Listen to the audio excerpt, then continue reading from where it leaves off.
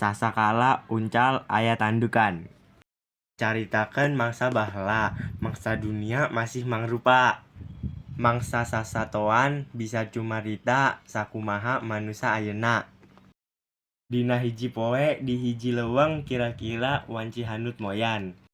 Aya sakadang kuda ngadon nangtung di sisi talaga. Ngadon moyan beri ngenteng kana cai talaga. Bari dangdak dengdek merhatikeun beungeutna terus maneh hanana ngomong sorangan. Bener kasep jeung gagah aing teh. Awa lempeyat tanduk ranggak-gak. Deui sigana moal aya sato anu gending. Kaos aing anu gagah kawas kula. Anu boga tanduk sakieu alusna. Pasker kitu jol sakadang uncal. Nyamperkeun rek ngandon minum. Gigireun kuda sigana asaka ganggu sakadang kuda. Ujug-ujug wae. Nyentak bari popolototna teh. Heh sakadang uncal, rek naon maneh ka dieu? Halik ka ditu. Ulah ngiruhan cai paranti minum kuring. Jeung deui maneh mah tukudeng genteng sagala. Dages jelas maneh mah goreng patut. Suku pacer, awak begang, jaba teh boga tanduk, kawas kuring. Nah, sakadang kuda ngahina teh kacida teuing. Walon sakadang unca. Keur kitu teh kajauhan. Kadengek kumarahan nena suara maung ngegour. Handaruan kuda jeung unca kacida pisan ruas jeung sieuna. Tungtungna maranehanana duaan cing bertek lulumpatan. Patarik-tarik sien dikrekep ku maung.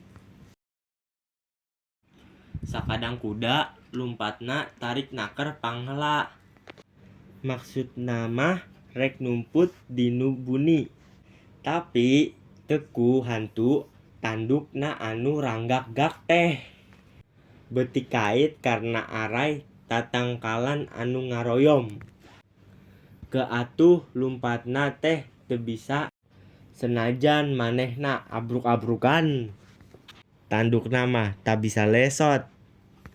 Malah beuki kagulung. Kapukeut areuy tea.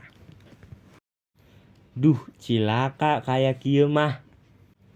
Kumaha lamun sakadang mau keburu datang mimiti hate namangsir ngarasa power. Tekung si lela jor. Datang sakadang unca kadinya. Alah ku kabanaran. Cih sakadang unca. Tulungan. Ieu kuring, ieu tanduk teh karna aray maneh pagih kieu. Cek kuda. Sorona lumengis. Sakadang unca ngareuna tuluy wae. Eta areuy-areuy teh anu melit ka arah tanduk kuda teh digegelan ku huntuna da pike paregeh. Nuhun pisan sakadang unca geus nulungan kuring. Jek eta kuda.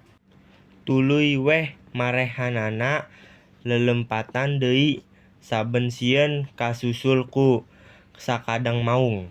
Untungna sakadang maung teh teu kebat budakna. Nya di tempatna anu sakirana aman kuda jeung uncal teh areureun bari ngarareuhkeun kacape. Oh sakedang kuda ngomong ka uncal. Ye sakadang uncal nuhun pisan nya kahula geus ditulungan ku anjeun. Coba ente ditulungan ke anjeul meureun kuring teh geus tiwas ditekuk maung. Tah pikeun pamulang tarima ayeuna kuring rek serahkan ieu tanduk ka anjeun. Rek kadinya gerapake ku anjeun jeung keturunanna anjeun sacara turun-temurun. Sanggeus kitu mah tanduk kuda teh rap weh dipakai ku unca. Nepikeun ka unca aya tandukan nepi ka kiwari. Tah kitu dongeng nasakala uncal boga tanduk anu rangga. Dina huluna